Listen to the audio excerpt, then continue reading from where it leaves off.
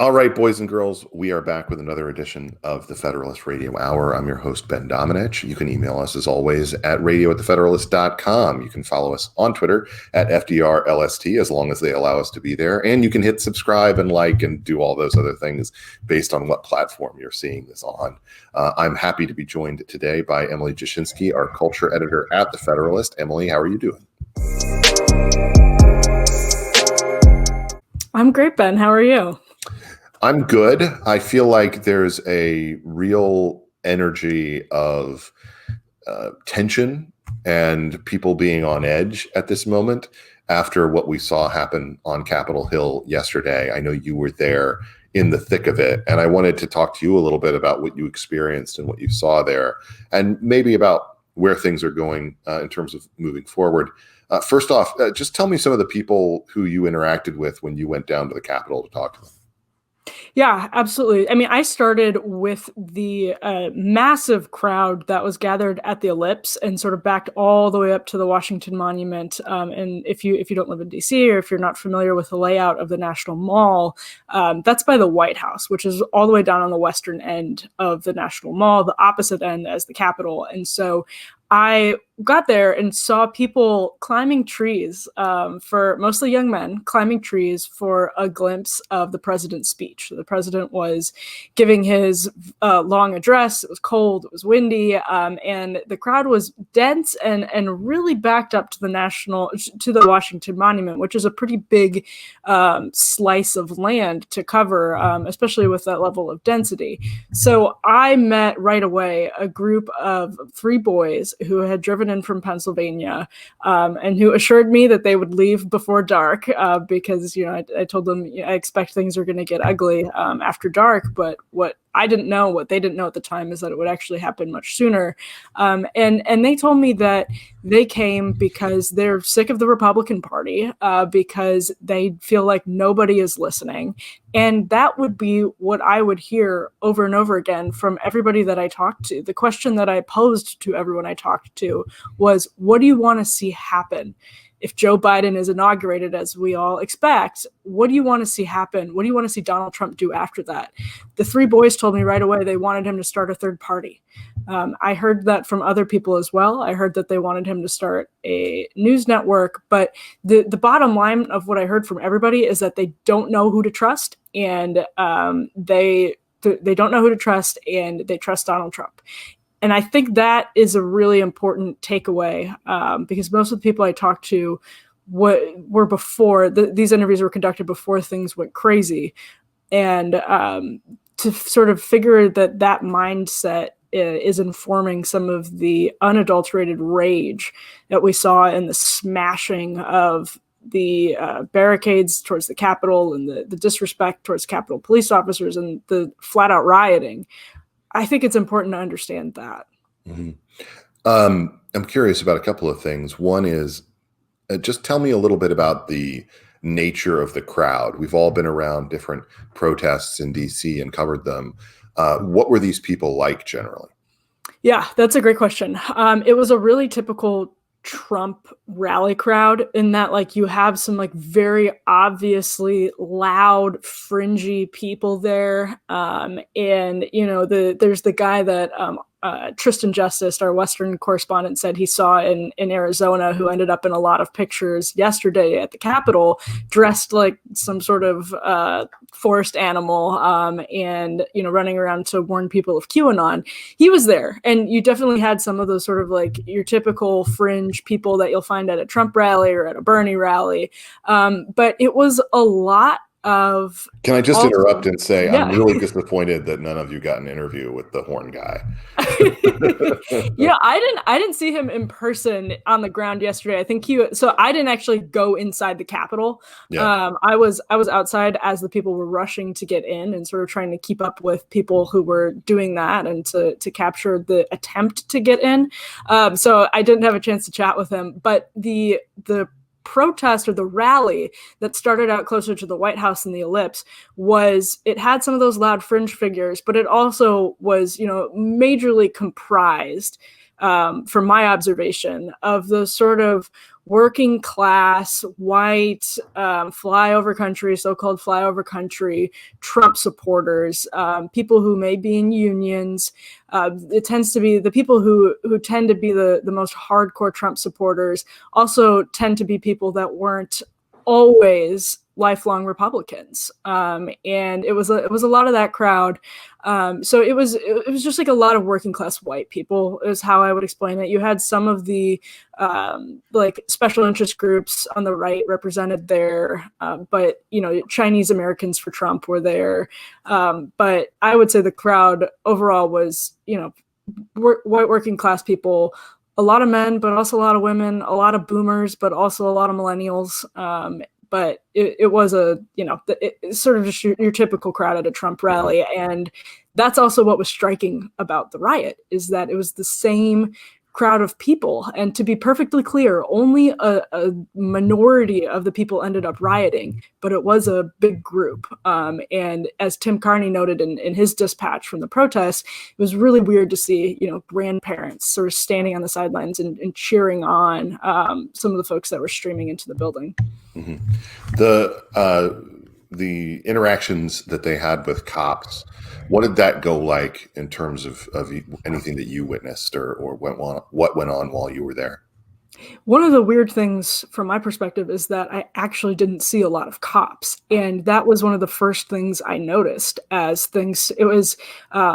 I was talking to Tristan on the podcast about this yesterday, and this, Ben, when you cover protests and protests that turn into riots, there's always that sense that you're like in a powder keg, and anything can be the gasoline on the fire at any minute. And there's always a sense that like things could change for the worse immediately, with a moment's with no notice, actually. And as that sense started to build, which happened as the rally goers neared the Capitol, as they marched down Constitution Avenue, I didn't see police. And as they started to sort of literally storm the barricades, I saw a woman who looked like a PTA mom, and the video is on our YouTube channel. She looked like a PTA mom, gesturing largely with her arm and saying, come on, encouraging people to jump over a wall. And I didn't see a lot of police officers at all. So from my vantage point, which was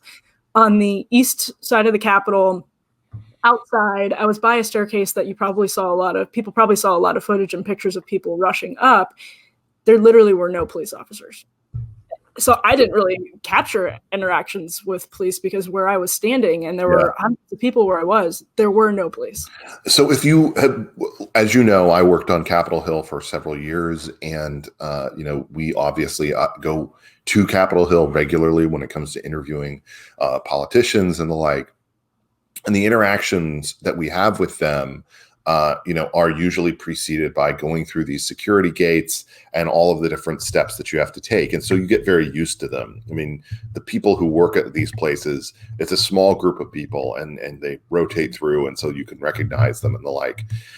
At the same time, and I mean, no disrespect to the Capitol Hill police, they're effectively like TSA. They are, mostly just telling you, oh, you can't bring that thing in, or, oh, you forgot your badge, or, do you have a phone number for the person you have an appointment with, that kind of thing.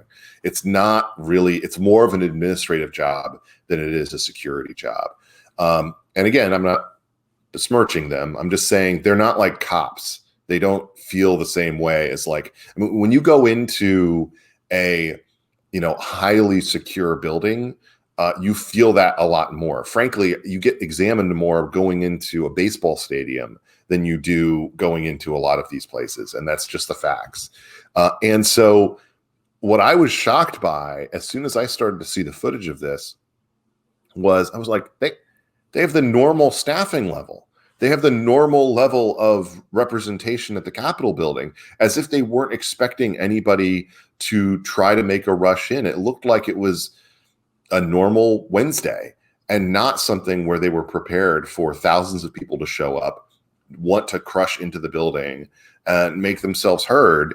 And that to me, it was a surprise. Did the crowd sense that, or did you have any interactions with people in the crowd about that? I know Susan Ferricchio over at the Examiner, has reported that she talked to a lot of people who went into the Capitol who thought that they were allowed to be there, who thought that it was just another, building like a museum that they could wander into, even on a day like this when it's supposed to be pretty locked down. What was your interaction like with anybody about that, if anything? Yeah, Susan's reporting struck me as completely accurate, because a lot of what I heard from people was, this is our house, this is the people's house, and they were literally chanting, whose house, our house. And that was a sentiment that grew as they got closer to the Capitol building, marching down in that direction. And so one thing that I also heard, however, is that a lot of these protesters, and again, these are people who look like PTA parents or just like the boy next door, a lot of them were saying, they can't stop all of us. And by the way, I should add, when I say that a lot of them looked like totally normal people, there were a lot of people that were in like militarized outfits, and just sort of like they seem to be the most aggressively pushing toward the building in the footage that I saw. Yeah, it felt like the sort of like Antifa LARPing that we see, and I don't think they were Antifa. I think they were Trump people, because that's what I observed, is that they seemed fully like genuine Trump supporters. That's not to say there were I have to admit, I don't have a camo one, but I do have one of those black vests that I use that has some body armor in it, and so I use that.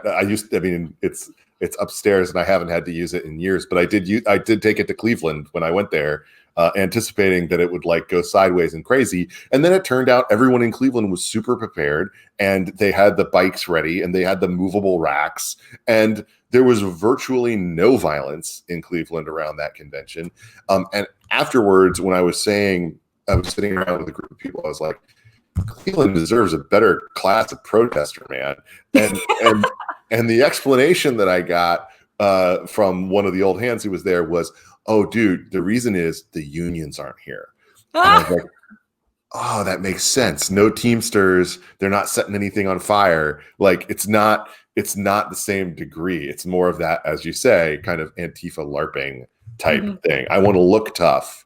I want to look like I'm militarized. But in reality, if you smack me around, I'm just a little bitch. So yeah, right. And I've never like directly covered Proud Boys or Proud Boys events or anything, but I get the same sense from them that it is like Antifa LARPing. And I actually think there's a much deeper conversation to be had about that, about the sort of like isolation that drives a lot of these young men to find family and community in the streets and in some of these militarized groups. 100%. But yeah, and just as an aside, it's she is not a good reporter, and I don't trust her generally. But Zoe Chase's bit for This American Life about the Proud Boys is actually really well done and worth listening to, and breeds into that whole conversation, because she just lets them talk, and what you hear from them is maybe not what you would expect in terms of what they were searching for and what they found in terms of that community. It has a lot like.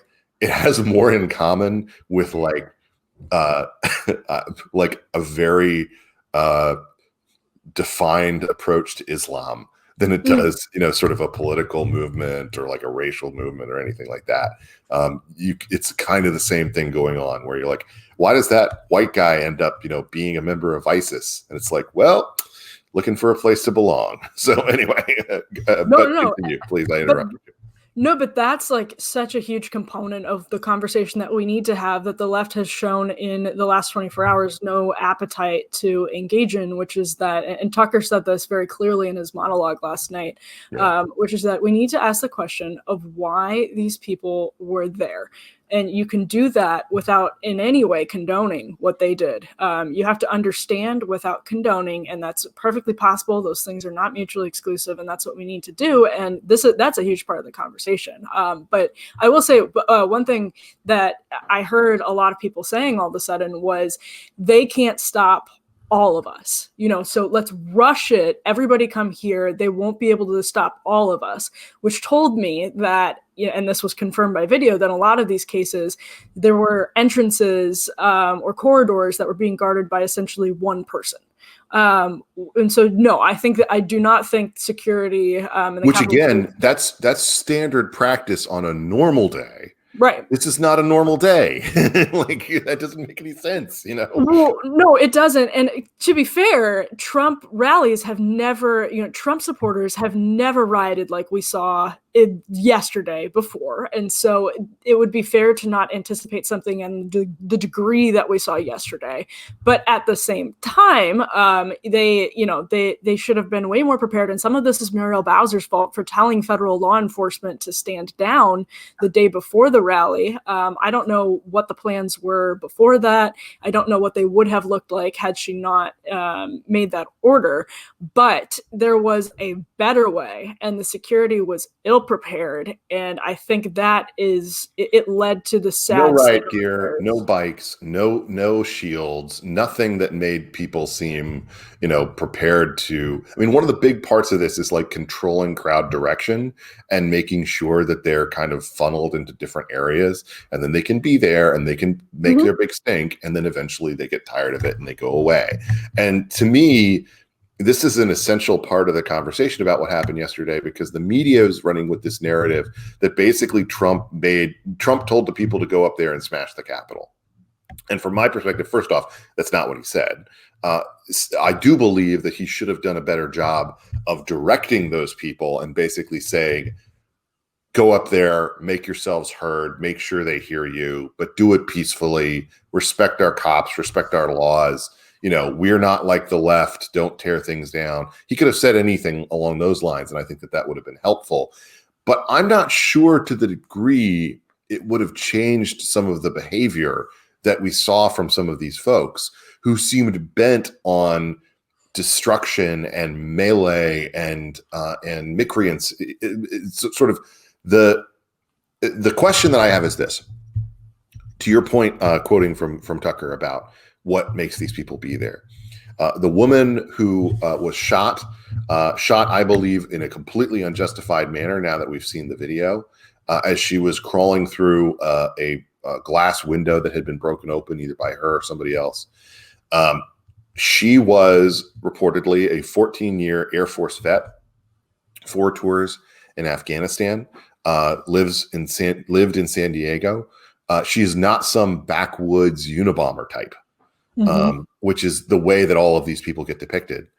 And she clearly was there, in her red, white, and blue, and her backpack and her red bandana. And she was there to make herself heard. And looking at her Twitter account, it's just full of retweets of Lynn Wood, the conspiracy-minded attorney, a bunch of other conspiracies. Also some folks. I actually looked to see if she had ever interacted with our content. I couldn't find any.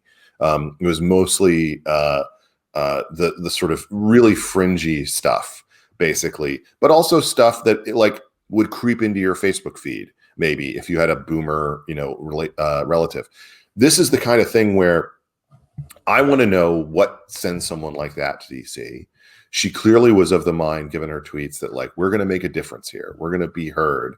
We're going to, make our voices heard. And the other thing is, this is kind of funny. She branded herself as a libertarian and talked about how much she, if you look back through her tweets, talked about how much she liked the fact that Trump was progressive on gay rights and was sympathetic to pot legalization. That was a big part of what she was arguing. And I look at someone like that and I want to know, why did she have to die? Why did she do what she did? And, similarly to all the different conversations we have after, a cop shoots an unarmed black man, which happens far too frequently, though it happens a lot less than the media kind of builds it up to. And you always have to have that conversation of what was the reason? Why did that happen? What should have been avoided? And a lot of times you come back to, well, this was poor policing, or they overreacted, they were trigger happy. But sometimes you come back to, actually, this is explainable given their behavior. And to me, I just kind of want to know I want to know the motivation. I want to know the specific motivations for why she was there. And I don't know it right now, other than the fact that we have so many people who are in this conspiracy mindset about this election and who have lied to a lot of Americans about the way that the constitutional process can work. told them falsehoods and promised them things that could not happen. Things that can happen, raising a stink about the fact that Pennsylvania unconstitutionally changed their laws.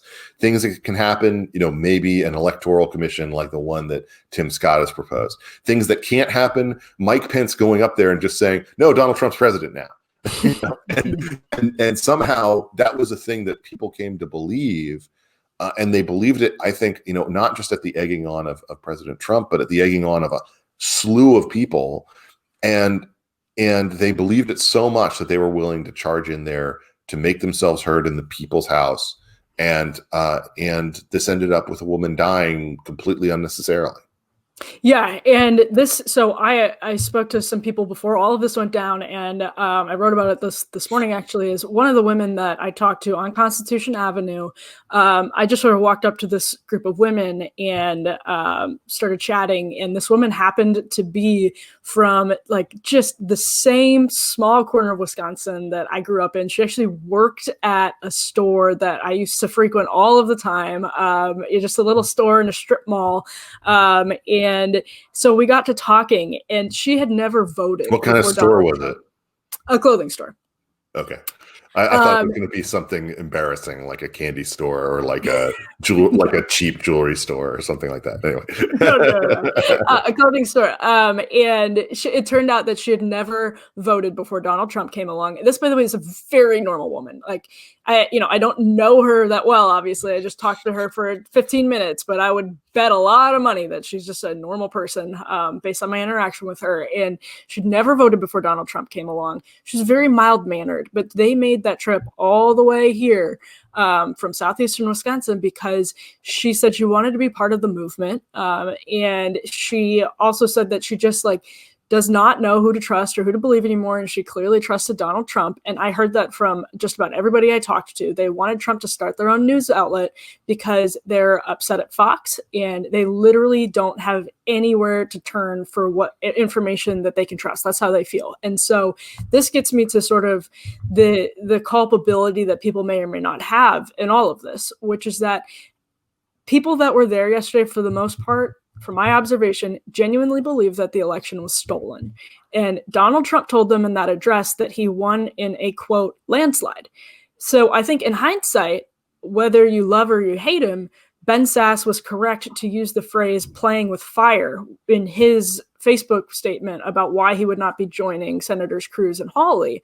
I think what we've discovered is not that Cruz and Hawley were wrong to raise objections about what's happening in Pennsylvania or Arizona or whatever, but that they probably were playing with fire in stoking the anger of a group of people that is a powder keg right now, because the president of the United States is telling them over and over again that a landslide election is being stolen from them. And this is really sad to me. It feels exploitive on the president's part. And by the way, it's not as though conservative media was either blind to this or fully accepting of this for the last 4 years. If you actually read conservative media instead of just arguing against a straw man of whatever crazy article that goes viral you happen upon, conservative media has never been permissive of Trump's rhetoric, has never been accepting of it, and not in a condescending never Trump way either, just sort of this is the state of the affairs, we accept it, it's wrong, blah blah blah, but we don't accept the sort of morality and the principle of it. Yeah. Anyway, all of that is to say there wasn't any naivete on the part of a lot of people acting in good faith in conservative media over the past 4 years. But Trump has been, since the election, exploiting, I think, a lot of people who trust him because they don't trust anybody else. And guess what? They have good reason not to know who to trust. And that's what we need to deal with.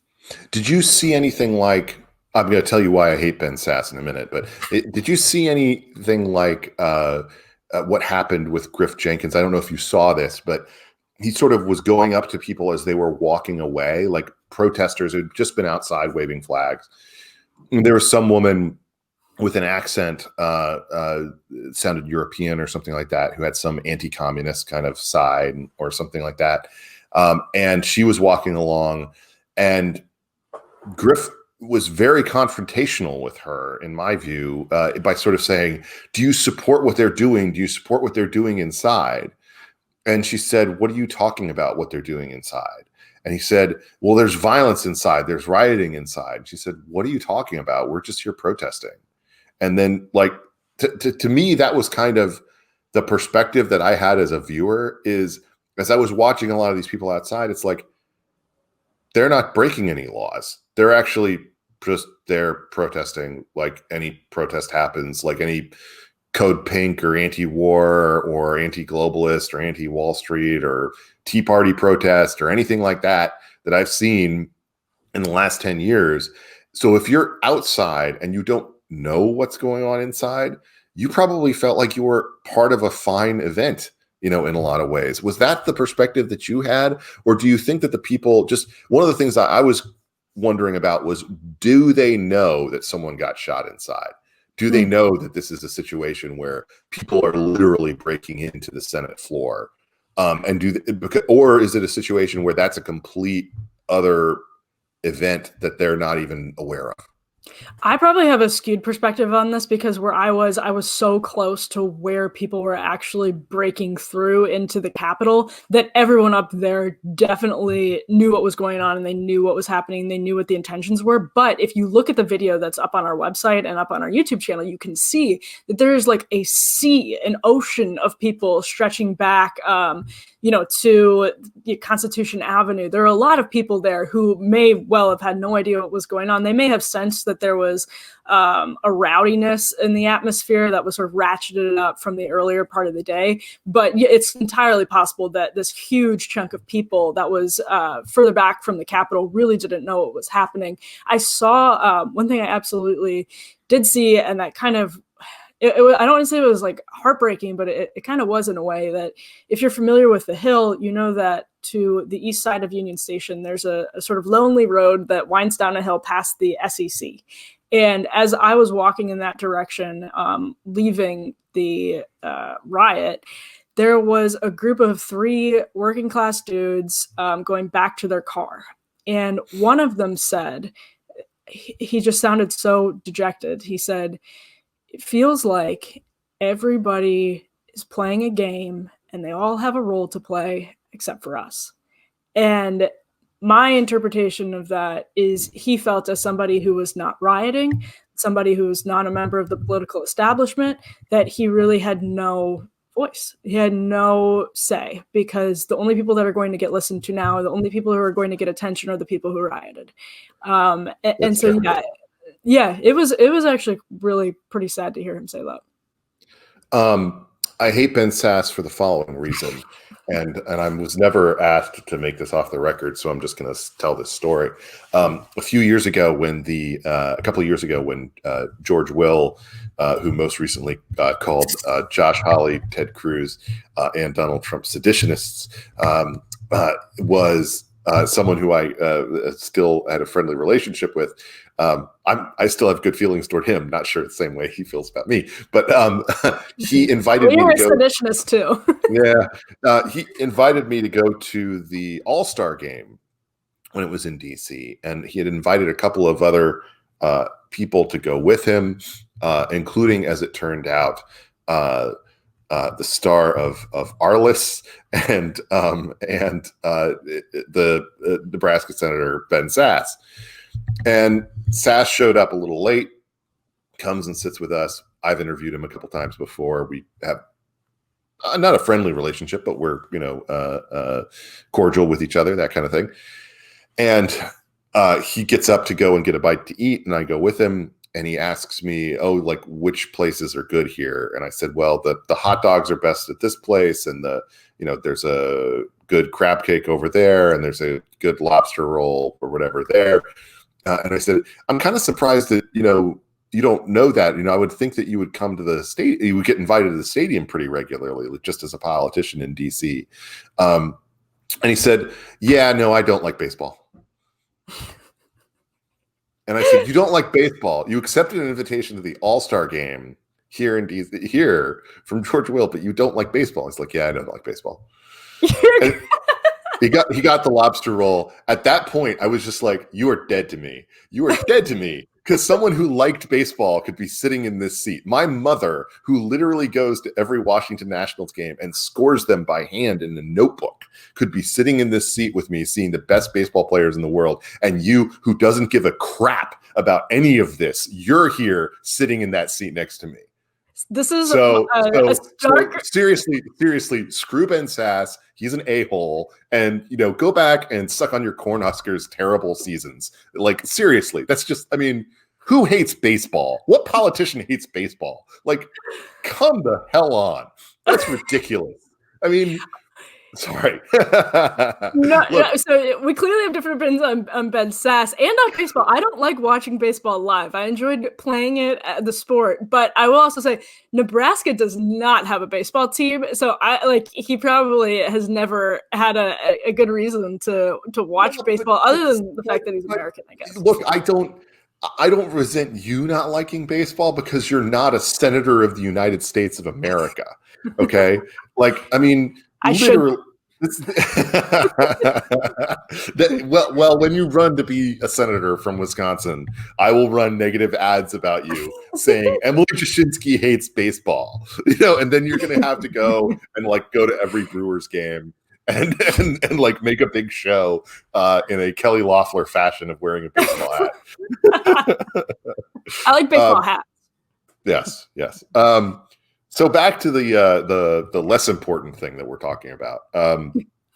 My general feeling about this is that first off, there are 13 days left to the Trump presidency. He's going to leave. He's going to leave peacefully. He was always going to leave peacefully. There was never going to be a military coup. There was never going to be some top-down ordered insanity the way that people predicted.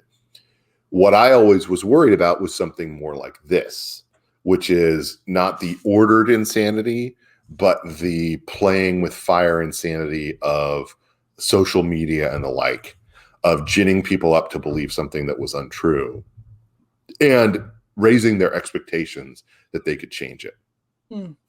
We see a lot of calls today, Emily, from various important people.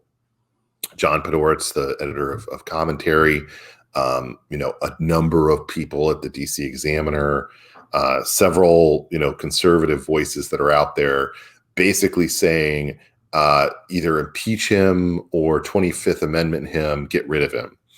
There are a number of smart people pushing back against this. Kyle Smith and Andy McCarthy are both at National Review today, basically saying, yeah, you guys know that that's not possible constitutionally. You can't get rid of a president in a 13-day window, and also the 25th Amendment isn't for that.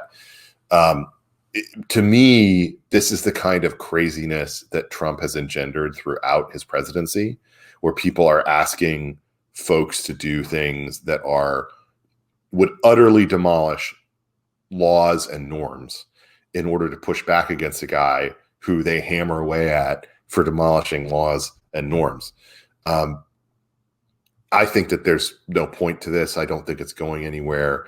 I do think it'll be really interesting what Trump does after this. I think he may have decided in the past couple of weeks that he's not really interested in being the leader of the Republican Party, which is actually a more dangerous thing for the country than if he had decided the opposite. If he had decided to just be influential 900-pound gorilla in the room for the GOP, that'd be very different than a situation where he starts his own third party or starts his own network or does other things that don't even have the guardrails of Mitch McConnell or Mike Pence or Kevin McCarthy. And that's something that I think we have to be prepared to wrestle with as he does it. What are your thoughts on what comes next? Yeah, the third party. So when I was asking people the question of what do you want to see from Trump if Joe Biden is inaugurated, and of course Joe Biden will be inaugurated, the group of 22-year-old guys that I was talking to first, who drove in here from Pennsylvania, first thing they said was start a third party. And to me, that was kind of startling because I had always expected the scenario you just laid out, which is that Trump would exert outsized influence over the Republican Party, and he should be very pleased with the level of influence that he would exert over the party. He would be able to push the primary that's coming up in just a few short years. I guess, and the agenda. Yes, absolutely. And the way that they approach Biden in the Senate and in the House and in media.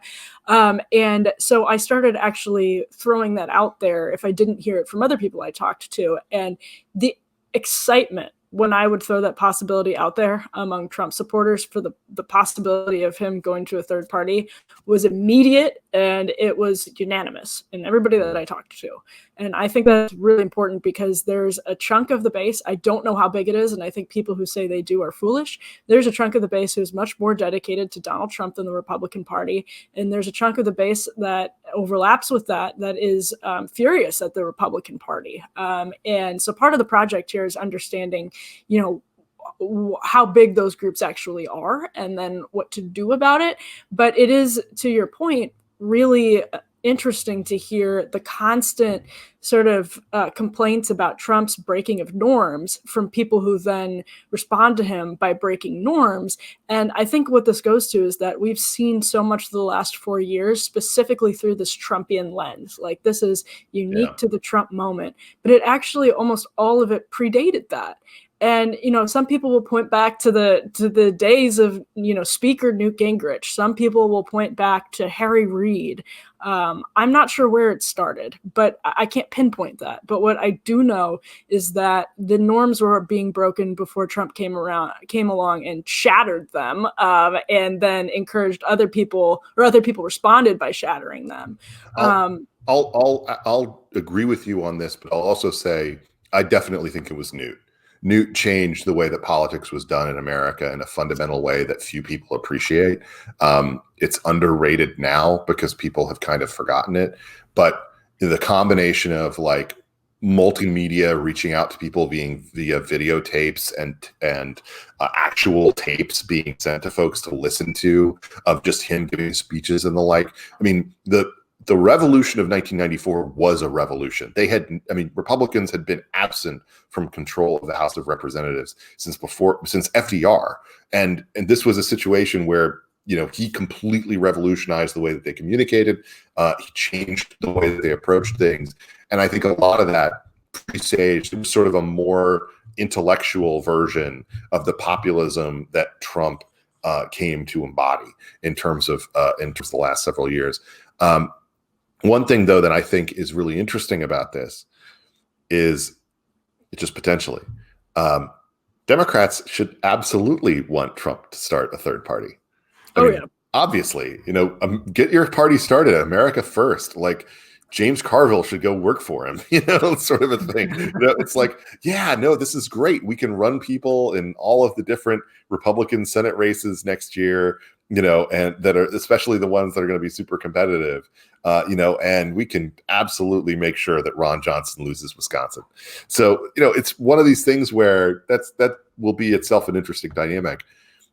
What I don't know, and what I really don't have an opinion about, maybe you do, is what Trump's going to do in these next 12, 13 days. As John Bolton said today, is he going to go just play golf and ride around on Air Force One and stuff like that? Or do you think that there's kind of a second shoe to drop in terms of craziness or some kind of activity on his part that would lead to potentially more riotousness or the like? Personally, I don't think he's going to do that. I think this was an example where he did not want this to happen, and it was not something that he intended in terms of his speech. I think he wanted to gin people up, but I don't think that he actually wanted to have any kind of violence. And I think that I think if there's one thing we know about Trump, he actively hates the idea that his supporters are in any way riotous, anti-law people. Like, he's always about, I'm for the cops, I'm for the firemen, I'm for the first responders. He's a boomer. Yeah, he's a boomer. He's so proud of the fact that like all the cop unions, endorsed him. Like he emphasized it in like every speech. And so I think this is a situation where I really don't think he wanted to see those images of people in red hats, getting into it and punching at cops, on Capitol Hill. I legitimately believe he did not want that. No, I think he's a boomer who romanticizes the 1950s and Totally. the sense of law and order. I think that's why that phrase really resonates with him. Yeah. What do you think he does? Yeah, I mean, I refuse to make predictions about Donald J. Trump, but I will say, I think I think there's some truth to what John Bolton said about him just sort of kicking back. I don't know that there's another shoe to drop, but I do think we got a hint at what might happen last night when reports indicated that Mark Short, a very close aide to Mike Pence, was not being allowed back into the White House, and essentially that Trump was like blaming Mark Short for getting in Pence's ear and pushing back against what Trump wanted Pence to do. And to me, what that says is there's really no room, there's no appetite, there's no ability for the kind of movement conservatives that have built the infrastructure of his administration to push through any last minute things that we may have otherwise seen in these waning days of his presidency. So like conservative policy agenda items that, could be accomplished or encouraged through the administrative state, through executive orders, through actions taken by the various departments. Pardons as another example. I just don't think there's any will or ability anymore for that coalition of movement conservatives that's long been the infrastructure of this administration and the Trump coalition. And again, there's some overlap there, but the Trump loyalists, there will be no way for them to work together and achieve anything else in the coming days. That would be my prediction. So I think Trump would probably be wise to kick back, enjoy his Twitter ban, and enjoy the quiet that it brings. But who knows? I really have no idea what he's going to do. Look, I am not one who normally makes predictions about what Trump's going to do, but I will say that I think he got a little bit uncomfortable with this one in a way that it just my read of his demeanor and the way that he's approached this. And so I think that the basic way that just knowing him a little bit or knowing his nature a little bit and having studied him for a long time, I think that he is going to sort of plot a comeback. And I don't know what that looks like, but I think that he'll try to do something that is like a reassertion of his relevance and his importance, in the same way that he plotted it after he got COVID. The Willy Wonka plan. Willy Wonka plan. The Willy Wonka plan, still one of the most amazing conversations that we ever had about what the president might do. Though I got to say, he never needed to have that Superman shirt underneath. Like the way that they plotted it out. Man, that guy knows camera angles. Well, hey, The Celebrity Apprentice was a fine piece of television, and my single biggest gripe with the people who backed Trump in 2015 and 2016 remains that they got The Celebrity Apprentice canceled because Arnold Schwarzenegger just couldn't hold that down on his own. All right, Emily, great to talk with you as always.